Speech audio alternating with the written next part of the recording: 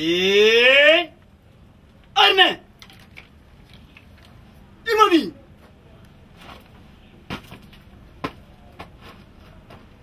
Monsieur le Président du tribunal militaire de garnison Kinshasa Matete, distingué membre de la composition, mon major, la présidence s'est arrangée pour vous rendre les honneurs.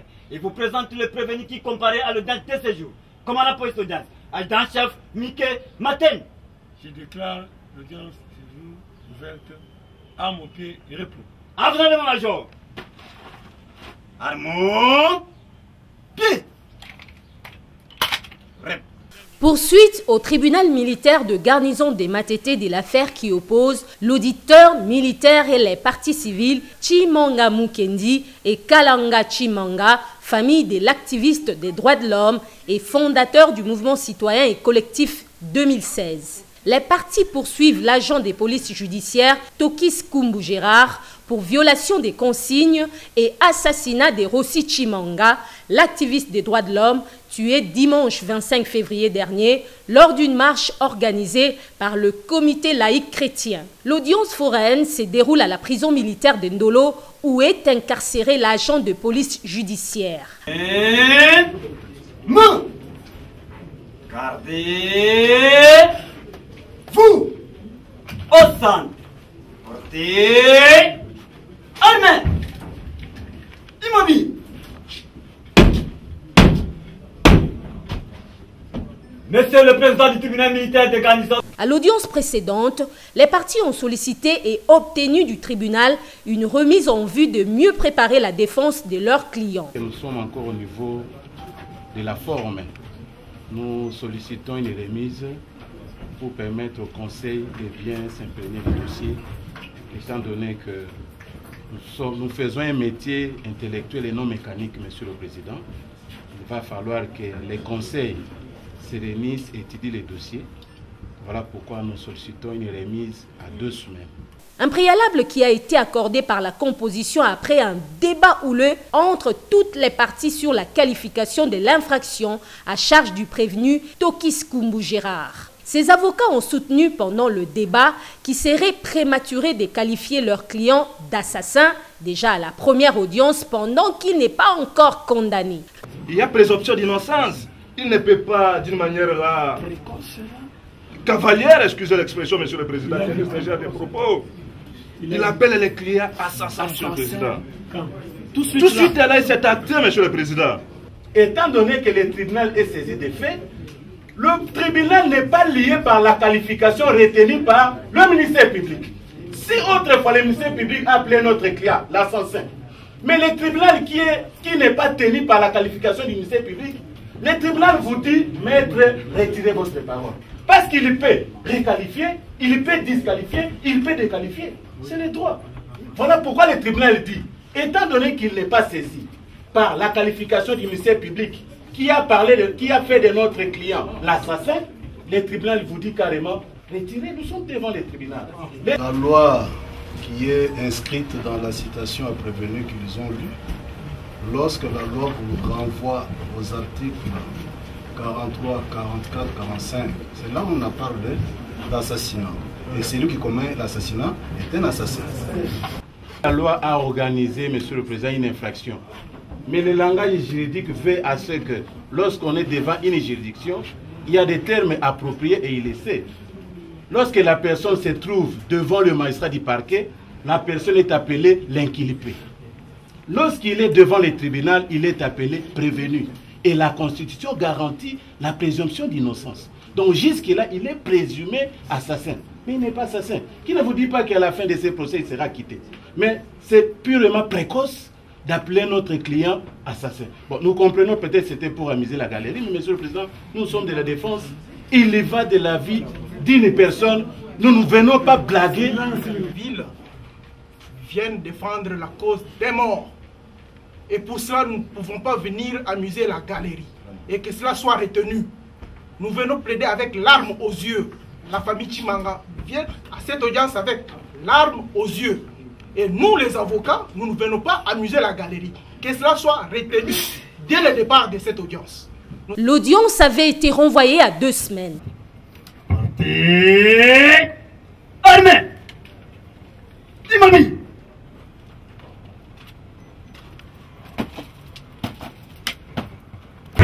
tribunal militaire de garnison Kinshasa Matete. Pendant cette période de remise, la partie civile principale, le père de Rossi Mukendi, Chimanga Mukendi, décède, selon ses conseils, des suites des traumatismes liés à la mort brusque de son fils activiste de droits de l'homme. Lors de la seconde audience de la remise, le collectif des avocats de la partie civile sollicite au tribunal une remise en vue d'organiser la procédure de remise d'instance et d'assister une autre partie civile qui sera désignée après l'ouverture de la succession. Du côté de la défense, les avocats du prévenu affirment avoir déposé au greffe du tribunal leur mémoire unique, un document qui demande la nullité des procès-verbaux des saisies de leurs clients. Voilà pourquoi la partie prévenue s'est conformée à cette disposition et nous avons déposé un mémoire unique au greffe parce que nous sommes encore sur le plan de la forme, demandant au tribunal la nullité du PV de saisie du prévenu. Donc ça, cela a été, à moins que le tribunal, parce que nous pensions que le tribunal avait demandé un préalable. Donc voilà pourquoi nous nous sommes prononcés. Mais nous savons bien que la partie civile n'a pas encore acté sa comparution. Le tribunal passe la parole à la partie civile. Celle-ci revient sur sa requête de remise d'instance pour des raisons humanitaires en attendant la désignation du liquidateur qui sera aussi partie civile pour remplacer le père de Rossi Mukendi, Chimanga Mukendi, décédé un mois après les obsèques de son fils. On l'a constaté, nous avons comparé sous une certaine réserve. On sait que une des parties qui s'était constituée, partie civile, n'est plus. Et donc, le père de Rossi Chimanga, qui s'était constitué partie civile, nous a quittés, il est décédé. Il va falloir qu'on puisse organiser la procédure de reprise d'instance.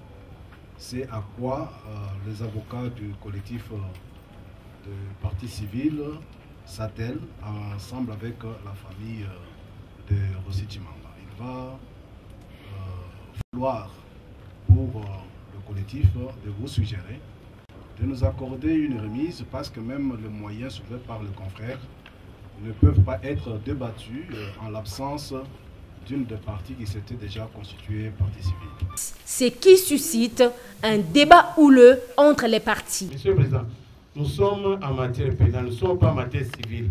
En matière pénale, le décès d'une partie civile ne peut pas arrêter l'instance. Et surtout que ce n'est pas les prévenus. Ce n'est pas les prévenus. Bon, les confrères ont parlé de l'humanité. Mais nous avons un prévenu qui est en détention. Nous sommes devant les juridictions militaires qui organisent une procédure qui exige à ce que la constitution de la partie civile peut se faire à tout moment. S'il estime que la personne décédée ne viendra plus et qu'il faut encore se constituer partie civile, mais nous poursuivons l'instance. La loi dit à tout moment, Monsieur le Président. Lorsque nous jetons même les coups d'œil dans les dossiers, Monsieur le Président, la personne qui a porté plainte, ce M. Fabien Fabi Kilaï, à la côte 151, ce n'est même pas la personne qui est décédée qui a porté plainte. Elle s'est constituée partie civile. Monsieur le Président, nous pensons que nous avons un prévenu en détention. Et que ça, c'est la deuxième audience. La partie civile, à la première audience, a été représentée. À cette audience, la partie civile est également représentée. Mais quelle est l'incidence qu'il y aura si la partie civile ne se présente pas ou s'il y a un décès? Nous savons tous, lorsqu'il y a une partie qui venait à mourir en cours d'instance, que ce soit devant la phase, disons, devant une juridiction, un juge répressif ou civil, la loi qui organise la matière ne tient pas compte d'instance, qu'elle soit répressive ou civile. C'est l'article 19 de la loi organique relative à la procédure devant la Cour de cassation. Et si vous analysez cette disposition, c'est dans la partie disposition générale. Et là, on parle de droits privés et droits pénals, on ne fait pas allusion de cette disposition. Donc cette disposition est d'ordre général, concerne et les matières répressives et les matières civiles. Comme incidence, votre tribunal, en cas de condamnation du prévenu Toukis, va allouer le dommage intérêt. Et votre tribunal ne peut pas allouer le dommage intérêt au profit des morts. Mais ici, le ministère public estime que de manière ou pour des raisons essentiellement humanitaires, nous ne trouvons pas d'inconvénient si votre auguste tribunal abondait dans le sens de faire droit à la demande de la partie civile. Monsieur le Président, tous, nous sommes épris de la vérité. Tous, nous avons besoin d'un combat loyal. Il ne fallait pas que les uns ou les autres soient traumatisés pour une raison comme celle évoquée devant votre tribunal. Nous venons à dire tout simplement que votre tribunal fasse droit, mais il se pose un problème quant à la date exacte. Le tribunal de son côté demande les preuves du décès de la partie civile. Il est décédé quand? N'est pas lié à la preuve écrite. La liberté de preuve, avec son corollaire, l'intime conviction du juge. Nous sommes des avocats professionnels. On ne peut pas venir parler du décès d'une personne pour faire passer du temps du tribunal. C'est de l'autorité publique parce qu'il est décédé à la suite des traumatismes qu'il a subis à la suite de l'assassinat de son fils. C'est connu. Alors, si le tribunal cherche des preuves, au lieu de renvoyer à 3 semaines, il lui plaira alors de renvoyer à une courte durée pour nous produire les actes attestant le décès. Près de 30 minutes de débat entre toutes les parties, sans concession, certains même irrités. Le ministère public, dans son avis, sollicite et obtient du tribunal une autre remise à 3 semaines conformément à la requête du collectif des avocats de la partie civile. Nous ne trouvons pas d'inconvénient si votre auguste tribunal abondait dans le sens de faire droit à la demande de la partie civile. Monsieur le Président, tous, nous sommes épris de la vérité. Tous, nous avons besoin d'un combat loyal. Il ne fallait pas que les uns ou les autres soient traumatisés pour une raison comme celle évoquée devant votre tribunal. Nous venons à dire tout simplement que votre tribunal fasse droit, mais il se pose un problème quant à la date exacte de la remise, parce que jusque-là, la partie civile qui a sollicité la remise n'a pas de manière express verbis précisé à quelle date il y aura au sec pour que votre tribunal décide conséquemment. L'audience est renvoyée au 25 juin. C'était la cause est renvoyée au 25 juin 2010. Troisième audience de remise. Le collectif des avocats de la partie civile présente au tribunal la preuve du décès du père de Rossi Mukendi, Chimanga Mukendi. Le tribunal commence l'instruction et identifie la deuxième partie civile présentée par la défense. Un exercice inconfortable pour la partie civile car pas encore habituée au prétoire. Allez-y. Chimanga Mukendi.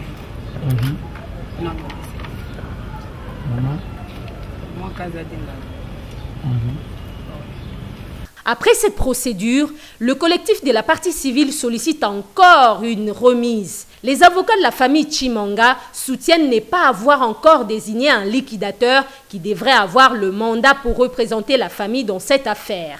Un préalable qui suscite un vif débat entre toutes les parties visiblement irritées. La défense et le ministère public sollicitent du tribunal de rejeter ce préalable et de poursuivre le débat sur les raisons de la troisième remise. La défense suggère débattre sur son mémoire unique déposé au greffe depuis plus d'1 mois déjà. Une des parties civiles qui s'était régulièrement constituée a trouvé la mort en cours d'instance et vous avez des preuves de son décès dossier.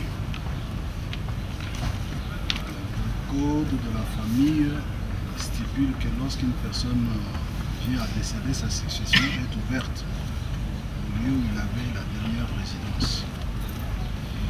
Il appartient désormais aux membres de la succession de désigner qui d'entre eux va représenter la succession en qualité de liquidateur. Dès qu'ils auront terminé cette formalité au cours d'une réunion de famille, la personne désignée comme liquidatrice devra va se faire homologuer par le tribunal compétent. Et c'est cette personne-là, en qualité de liquidateur, qui pourra reprendre l'instance au compte du DQS Chimamanda Mukendi. C'est à ce point-là que nous avons eu vent déjà que la réunion du conseil de famille était déjà convoquée. On ne nous a pas fait parvenir les conclusions de la réunion de famille. Nous sommes avisés qu'un tribunal qui statue infrapetita, c'est-à-dire qui réduit sa saisine à l'égard de parties, ne fait pas œuvre utile et que sa décision sera toujours sujette à annulation et les cas échéants à cassation. En ce qui concerne les reports ou la demande de la partie civile, je pense que cette demande a été discutée lors de l'audience de la fois passée. Mais pour l'instant, Monsieur le Président, étant donné que c'est le ministère public qui poursuit, la partie civile n'a pas fait une citation directe pour parler de la reprise d'instance. Nous sommes allés interroger nos maîtres, Monsieur le Président. La reprise d'instance, c'est en matière civile. Lorsque le demandeur ou le défendeur est décédé, à ce moment-là, les héritiers ou les co-héritiers feront la reprise d'instance. Ici, ça c'est en matière civile, quand il y a demandeur et défendeur. Mais ici, nous sommes en matière pénale où c'est le ministère public qui poursuit. La partie civile s'est greffée à l'action du ministère public. Et quand la partie civile désiste ou renonce ou se retire, est-ce que le tribunal va-t-il s'arrêter? Et surtout que nous sommes devant un tribunal militaire où il y a la célérité. Donc, Monsieur le Président, moi je pense que ça c'est un faux fouillant, Monsieur le Président. À vous parler du conseil de famille, de la succession, Monsieur le Président. Ou alors on vous dira que le tribunal puisse attendre que la partie civile puisse vendre l'héritage du défunt. Que le tribunal puisse s'arrêter pour que la partie civile puisse chercher des clients pour vendre les véhicules laissés par les décousses. Ça, c'est quel droit? Nous sommes au pénal, nous avons un prévenu qui est en détention, qui souffre. Et d'ailleurs, je vais les rappeler encore devant la presse. Mon client ne touche pas son salaire, Monsieur le Président. Oui, Monsieur le Président. Donc, mon client souffre. Et d'ailleurs, il ne touche pas son salaire jusqu'à présent. Je voudrais, Monsieur le Président, vous demander d'inviter le parti que nous sommes, et particulièrement la partie provenue, de pouvoir procéder à exposer son mémoire unique, et vous aurez le temps de vous prononcer par un avant du droit. Monsieur le Président, Monsieur le membre de la composition, Monsieur le Président de la loi, il y a un fait. Il y a eu mort d'une partie au procès. La loi est aussi très claire dans la matière. On ne peut pas vous demander de forcer la main là où la loi ne vous a pas autorisé. Monsieur le Président, l'ouverture, c'est 6 mois après. Si nous n'avons pas fait quelque chose, vous allez passer où? 6 mois après. Mais il n'y a pas un mois depuis qu'il est décédé.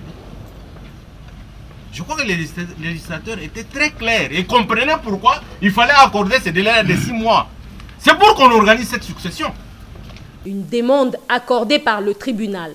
La composition accorde la parole à la défense pour son mémoire unique. Les avocats du prévenu, Tokis Kumbu Gérard, contestent le procès verbal de saisie d'objets effectué à la phase préjuridictionnelle. La défense épingle particulièrement les contradictions sur les auditions des témoins dans toutes les procédures. La version que nous donnons ici, nous la corroborons avec certains éléments qui sont dans les dossiers. Parce que quand nous avons eu à compulser les dossiers, nous nous sommes rendus compte qu'effectivement, le prévenu, à la veille des événements, il a été doté d'une arme AK numéro 3403 et il a été doté de 6 munitions en caoutchouc. Et c'est ce qui fait que lors de son arrestation, il s'est retrouvé avec les mêmes objets. Donc dans le PV, quand il a été auditionné, vous remarquez qu'à la cote 10, Tokis a dit la même chose.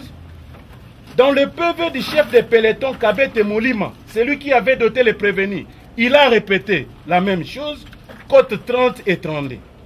Dans le PV du commandant Miami, à la cote 43, il a répété la même chose. Dans le PV de Bivoila, à la cote 51, il répète la même chose. dans le PV des commissaires supérieurs locaux Sokarine, à la côte 57, PV de confrontation, elle répète la même chose, c'est-à-dire les mêmes objets qui ont été dotés au prévenu à la veille, et les mêmes objets qu'on avait saisis lors de son arrestation. En plus, nous avons la note numéro 034-SV d'articulation et du déroulement escadron mobile Kuma, où on a signalé les objets qui ont été dotés au prévenu à la veille des événements. C'est toujours la même chose. Lorsque le prévenu a été arrêté et conduit à l'Ipékin, c'est là où la version a été tronquée. C'est-à-dire, on va présenter les prévenus comme étant, dans le PV de saisie, il est marqué que les prévenus détenaient une arme FA 45-46. Non, les prévenus détenaient une arme AK 3403 avec 5 cartouches en caoutchouc et une douille. C'est là où nous nous insurgeons en faux contre ces PV de saisie. Donc 5 cartouches en caoutchouc et une douille. C'est ce qui est écrit dans le PV de saisie. Dans ces PV, il y a d'abord des ratures. Si vous jetez un coup d'œil dans ces PV, vous verrez qu'on a raturé, on a ajouté quelque chose avec l'encre correcteur dans le PV. De deux, dans ce PV, il y a superposition d'encre. Qu'est-ce qu'on a fait? Nous savons bien, ça c'est de la police judiciaire et ça se fait souvent pour ceux-là qui ont déjà eu à assister de prévenus au niveau de PCRIM. C'est-à-dire qu'on a auditionné le prévenu, on a laissé un vide et on vient les faire signer le PV. Après, on va ajouter encore des choses. Malheureusement, lorsqu'on ajoute, on ajoute avec un autre encre. Donc, il y a eu superposition d'encre. Pour le ministère public, la défense entretient une confusion en demandant au tribunal de rejeter les procès-verbaux à cette phase de l'instruction. L'organe de la loi sollicite du tribunal de ne pas accéder à cette demande. L'organe de la loi a dégagé plus ou moins deux moyens. Le premier moyen, c'est celui qui dit que Tokis Kumbujira n'a pas fait usage de son arme. Le deuxième, c'est celui qui se rapporte aux ratures, à la superposition d'encre qui laisse entrevoir les ajouts après la signature du prévenu. Et pour prétention, la partie prévenue vous demande simplement de rejeter le PV de saisie d'objets car il déclare que ces PV sont falsifiés. En définitive, ne corroborent pas avec la réalité. Après avoir entendu toutes les parties, le tribunal prend le mémoire unique en délibéré pour se prononcer dans les délais de la loi.